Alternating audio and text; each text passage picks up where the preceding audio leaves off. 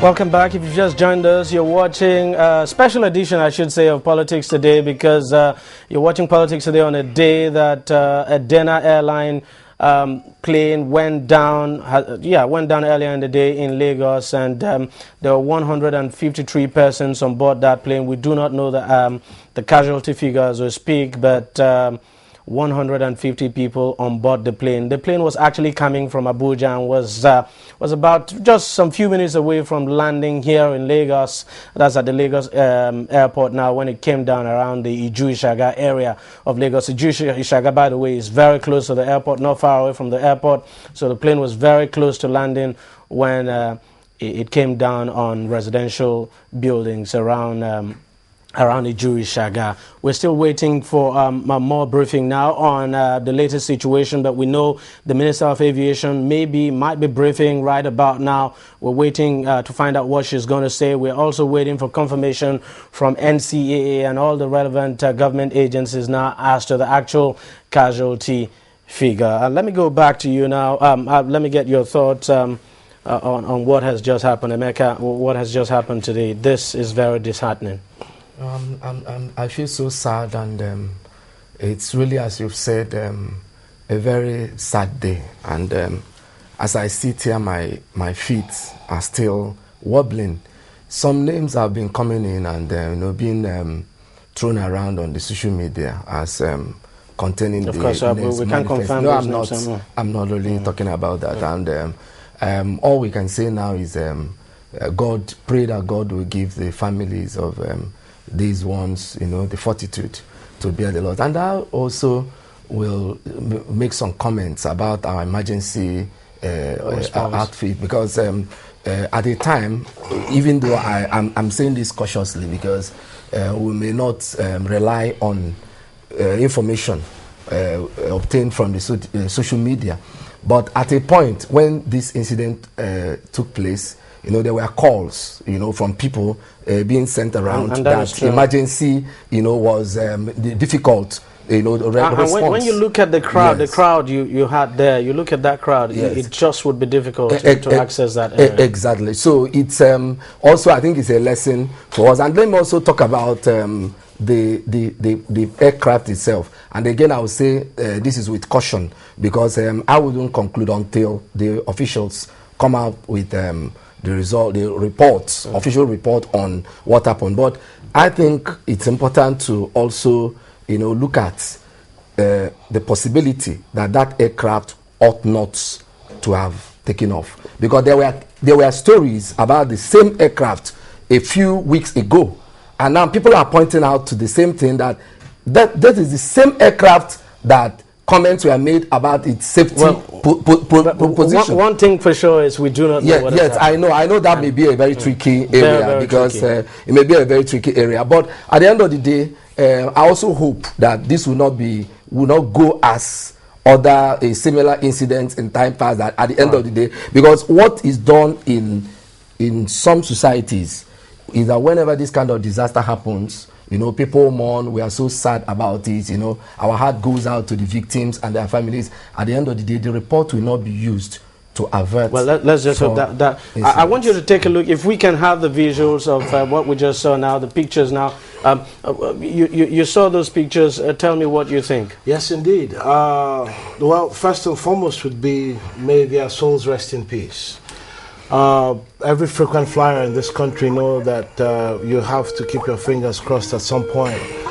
And yeah, what Emeka was saying earlier, about using this, the learnings from this particular incident, is very important that we do not lose the learnings from this.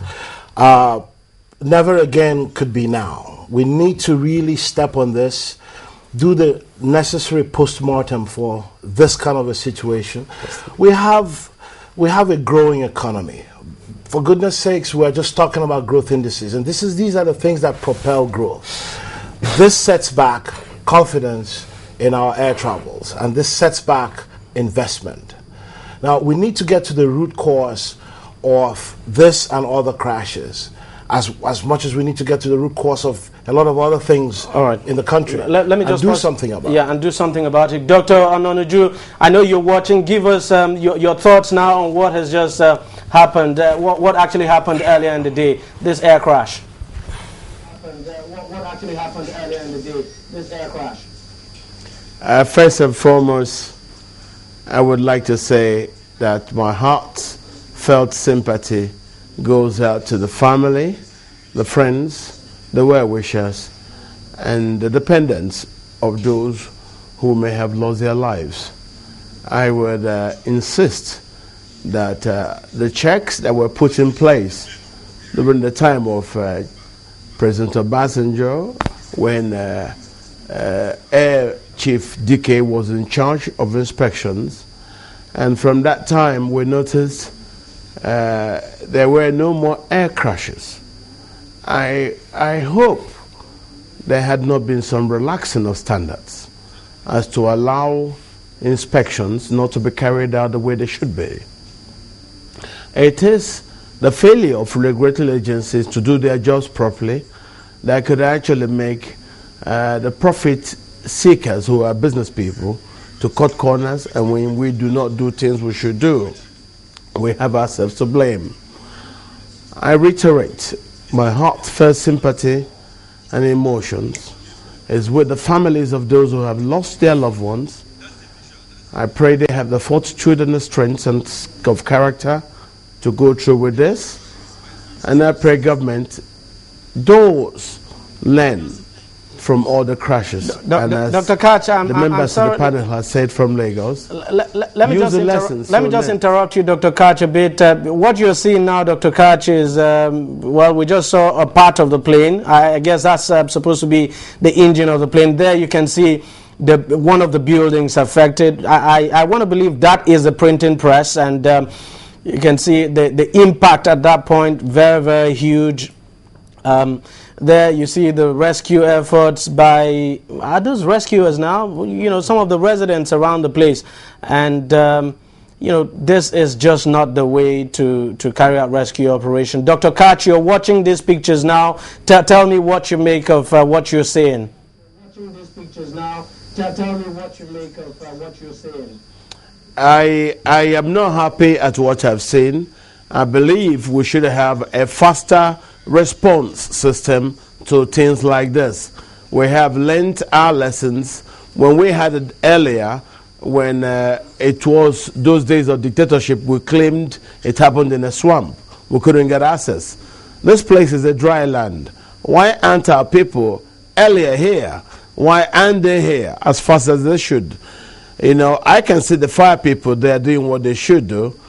And I pray that the only way we can prevent this is to make sure that the agencies responsible for regulating the airlines do their jobs well. Okay, Dr. If they do their jobs well, we will be able to prevent things like this in future. There is no alternative. Let us listen to what this man is saying. Regulation. And when it comes to the aviation industry, hard regulation. When I say hard, I mean hard regulation. So I mean, so I hijacked the plane from him. That's what I know. But at the third time, what we saw is the plane.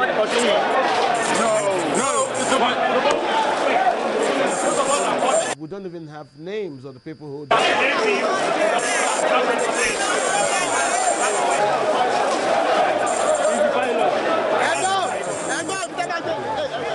what you make of what you're saying here. I mean, look at the rescue operation going on there. It's truly a sad state of affairs. The emergency response, of course, is third world in nature. We're looking at the effects, but I would rather really focus on the cause. This is a sad day indeed for frequent flyers in Nigeria. Very few rescue, there isn't any coordinated. There's no coordination. What you can see is the goodwill of fellow Nigerians. People that would actually risk themselves for the next guy. And that is what's going on. But there is no coordinated emergency response. And when there is, it is neither well funded or well rehearsed. It needs to be well rehearsed. It's just by luck that people either survive or do not survive in these instances. I believe the reporter said it took about an hour for a response to come. And then, of course, our brothers and sisters who want to help end up causing more impediment. But exactly. They have ended up at least helping in the first hand and solving the problems that they could solve. Well, like the last gentleman that spoke said, regulation, regulation, regulation. We cannot not regulate our airspace as maximally as possible. We cannot allow 153 individuals in Nigeria. That's a lot of breadwinners, a lot of family relationships. I mean, there is a lot, and a lot of confidence eroded by this singular act. It is and we haven't had this in a while, so much so that if confidence had been built up in it, this takes us back a few years. Emeka, I mean, you go back 4 years ago or so, we had series of aircraft, quite a number of planes came down in Nigeria. You would think we learned our lessons from, that experience. And when it comes to rescue operation now, how quick you're able to respond is very, very critical. But consider what happened some years back, 4 or 5 years ago, and then you look at what is going on here, the way we're handling this, it's like we never experienced it before. We were not prepared for anything like this. Yes, that was exactly what I was saying when you first asked me. That I feel that the tragedy of, there's no country, let me quickly say that it's no country where, even in advanced countries like United States, where you will say that there have not been tragedies like this. But what makes our own different, I would say, is that we don't seem to learn from experience. Now, I was talking about investigation. I was talking about how to use. It starts from the whole regimen. Starts from inspection, making sure that the flight that shouldn't take off doesn't take off, making sure that things are done right. Then, if there's an accident, and this is purely accident, you investigate, you come up with the result of the investigation, use it to make sure that it doesn't happen again. Most of the checks you see that today in Nigeria, I'm a frequent flyer. I was supposed to fly today. Because of this program, I didn't fly. I'm planning to fly tomorrow morning, first flight. So we need confidence. We are not afraid. I know that life will continue as usual. We pray, as we do in Nigeria. We always pray to God. Then we continue. But looking at the pictures, one is worried because you can see when the channel's reporter was commenting, he said there was even looting. Some people were rescuing. And when you have this kind of situation, I mean, that is bound to happen. Yes, so I think I will have to call on the authorities to learn from this. We need changes. Whenever this kind of thing happens, there should be quick response. Apart from quick response, we include, first of all, security. I've not seen any cordoning off. Usually, when this kind of thing happens, there's usually a cordoning off of the area. So when you see people even going into areas, okay, you are talking about investigation. How are you even sure that the number of people getting involved in this area that should have been a security area? How are you sure, for example, the black box? You will not start. You wouldn't expect to find these people so close to the aircraft at all. That's a lapse. Such a rescue operation. Because they are now going to misplace the evidence, tamper with the scene.